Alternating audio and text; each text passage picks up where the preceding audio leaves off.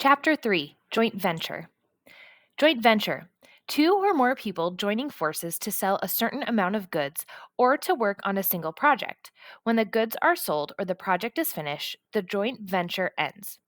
Your sister is really. Shut up, said Evan. Huh. Just shut up. She's okay. She doesn't look. She's okay. So just shut up. Yeah, okay, said Scott, holding up his free hand to show he meant peace. Evan was getting abused on both sides.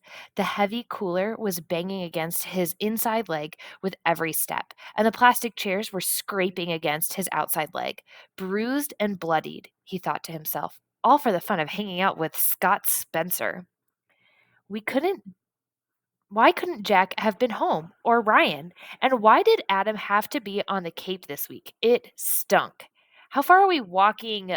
Grunt, grunted Scott. Just to the corner. Evan watched as drops of sweat fell off his face and landed on the hot sidewalk. We should have stayed in the driveway. It was shaded. The corner's better, trust me, said Evan. He remembered when Jesse said the same words to him last summer. They were setting up a lemonade stand together, and Evan had been grumbling about dragging the cooler across the street and down two houses, just like Scott. But Jessie had insisted. There's sidewalk on this side, she'd said, so we'll get the foot traffic coming in both directions. And people in cars coming around the curve will have to see us and slow down. Besides, there are a bunch of little kids on the side street, and their mothers won't want them crossing Damon Road.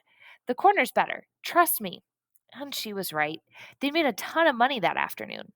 It took 10 seconds to set up the lemonade stand. Evan unfolded the chairs and set one on each side of the cooler. Scott tilted the sign toward the street for maximum effect. They both sat down. Man, it is hot, said Evan. He took off his baseball cap and wiped the sweat from his face with his shirt.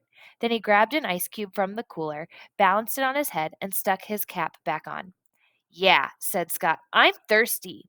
He reached into the paper bag and pulled out a cup. It was one of those large plastic red cups that vendors used at professional baseball games. Then Scott took one of the pitchers from the cooler and filled the cup to the brim with lemonade. Hey, not so much, said Evan, pouring himself a cup too, but only part way. He gurgled down, he glugged down half his drink. Not bad, he thought, though he noticed a dead fruit fly floating on the top.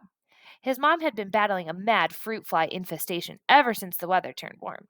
The kitchen sink area where they kept the fruit bowl was dotted with tiny, feathery fruit fly corpses. Scott drained his cup and tossed it on the ground. Ah, he said, satisfied. That was good. I'm going to have another. Evan reached for the trash cup and stowed it under his seat. Nah, come on, Scott. You're going to drink all our profits if you do that. He stretched his legs out by putting his feet on top of the cooler. Just chill. I'm gonna chill by having another cup, said Scott. There it was, that mean bite in Scott's voice. Evan's shoulders tensed up. Move your feet, said Scott. It's hot out here. Dude, you're. Evan sat up expectantly and looked down the street. Hey, here comes our first customer. A mother pushing a double stroller came into view. At the same time, one of the kindergartners from down the street rode her bike up, noticed the sign, and quickly pedaled back to her house. Within 5 minutes, there was a small crowd of neighborhood kids and pedestrians buying lemonade from the stand. Evan let Scott handle all the money while he took care of the pouring and the sweet talk. That's what his mother called it when a salesperson chatted her up. Trust me, she had once told Evan and Jesse, buying something is only half about getting something. The other half is all about human contact. Mrs. Tresky knew about these things because she was a public relations consultant. She'd even written a book called 10 Bright Ideas to Light Up Your Sales for one of her clients. And Evan was like her. He was good at talking with people, even grown ups. It was easy for him. So he kept the conversation flowing, along with the lemonade. People hung around. Most of them bought a second cup before they left. Evan was so busy, he almost didn't notice Jessie flying out of the garage on her bike and riding down the street toward town. Good riddance, he thought, but at the same time, he wondered where she was going. During a lull in business, Evan walked all around the stand, picking up discarded plastic cups. Scott sat in his chair, jingling the coins in his pocket. Man, we are going to be so rich, said Scott. I bet we made $5 already. I bet we made 10. How much do you think we made? Evan shrugged. He looked at the stack of used cups in his hand and counted the rims. 14. They had sold 14 cups so far, and each cup of lemonade cost 50 cents. Evan heard Mrs.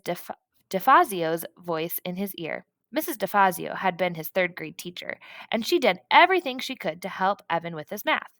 If one cup of lemonade sells for 50 cents and you sell 14 cups of lemonade, how much money have you made? Word problems.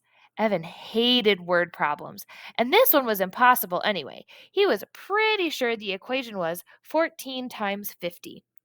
But how was he supposed to solve that? That was a double digit multiplication. There was no way he could do a problem like that. And besides, some of those 14 people had bought refills, but used the same cup. How many? Evan didn't know. Still, he knew they'd made a pretty good amount of money. That estimate was close enough for him. How much do you think we could make if we sold it all? Asked Scott. I don't know, said Evan. Maybe $20? That sounded high, even to him, but Evan was an optimist. Do you really think? Both boys looked in the cooler.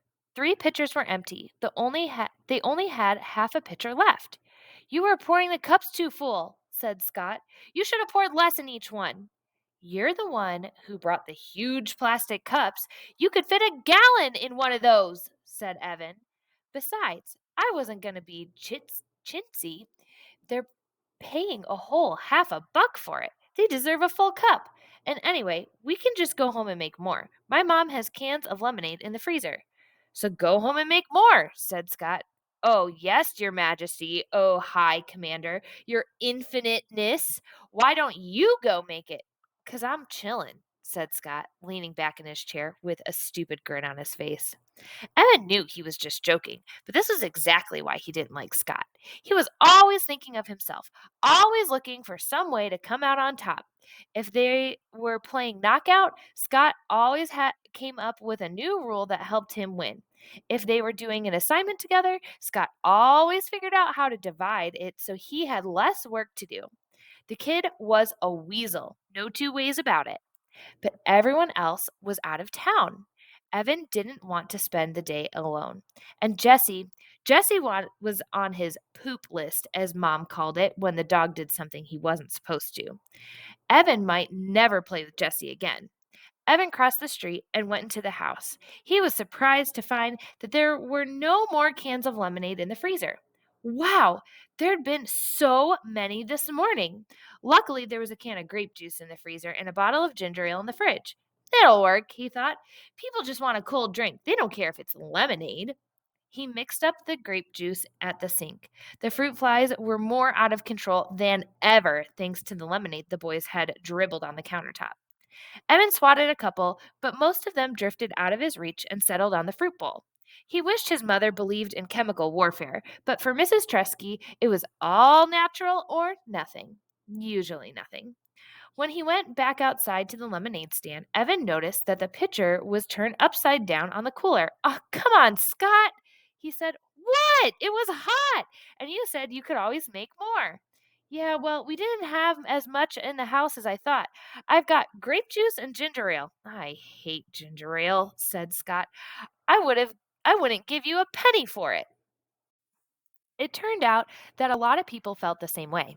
Business was definitely slower. The day got hotter. The sun beat down on them so ferociously that it was easy to imagine the sidewalk cracking open and swallowing them whole. Fanning himself, Evan asked, How much money do you really think we could make? I don't know, said Scott, pushing his baseball cap down over his eyes. I mean, on a hot day like this, Evan said, silently adding the words, or tomorrow. If we sold 8 pitchers of lemonade, what do you think we'd each make?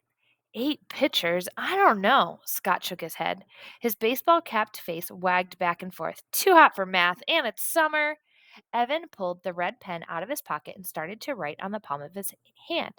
8 times question mark. 8 times 50? Divided by 2? That didn't seem right. Jessie would know. She'd do that math in a second. Evan capped the pen and jammed it into his pocket. But I bet it's a lot, said Evan. I bet on a hot day like this, we could actually make some real money in the lemonade business. Yeah, said Scott. Then we'd be rich, and I'd get an Xbox, the new one, with the dual controls. I'd get an iPod, said Evan. He'd been saving for one for over a year, but every time he had some money put away, well, it just disappeared, like the $10 from Grandma. She'd even written in her card, "Here's a little something to help you get that music thing you want." But the money was gone. He'd treated Paul and Ryan to slices of pizza at Townhouse. It had been fun. That would be so great to listen to my music whenever I wanted, said Evan. I could tune you out, he had added in his own head. They sat in silence, feeling the heat suck away every bit of their energy. Evan was hatching a plan. The heat wave was supposed to last at least 5 days. If he and a friend, not Scott, set up a lemonade stand every day for 5 days, he'd definitely have enough to buy an iPod. He'd imagine himself wearing it as he walked to school, wearing it on the playground. Hey, Megan, yeah, it's my iPod. Sweet, huh? Wearing it in class when the teacher droned on about fractions and percents. Nah, but it would be so cool. And at least there would be one thing that didn't totally stink about going back to school. After 2 hours, they decided to call it quits. Sales had dropped off fast and then stopped altogether. Hey, did you notice something? Asked Evan, stacking the chairs. What? Said Scott. When we started the stand, most of our business came from that direction. He pointed down the street toward the curve in the road. But after an hour, not one person who walked past us from that direction bought a cup. Not one. They all said, no thanks, and kept on walking. Why do you think? Dunno, said Scott. Boy, you're a real go getter, said Evan. You know that? Scott, so- Scott socked him in the chest, but Evan defended and knocked Scott's cap off. While Scott was scrambling for his hat, Evan said, just hang there here for a minute, okay? And set off down the street. As soon as he rounded the curve, he knew why business had fallen off so badly. There was Jesse and Megan Moriarty from his class. They were standing inside a wooden booth, and their sign said it all. Lemonade, frosty, delicious, thirst quenching. Wow, only 50 cents per cup. By the looks of it, their business was booming. Evan watched as Jesse accepted a fistful of dollar bills from a mother surrounded by kids. At that moment, Jesse looked up and saw him. Evan had a weird feeling like he'd been caught cheating on a test. He wanted to run and hide somewhere. Instead, he froze. What would Jesse do? Evan couldn't believe it. She sneered at him. She cocked her head to the side and gave him this little, "I'm so much better than you" smile. And then, she waved the money in her hand. She waved it as if to say, "Look how much we've made selling lemonade. Bet you can't beat that." Evan turned on his heel and walked away. Behind him, he could hear Megan Moriarty laughing at him, clear as a bell.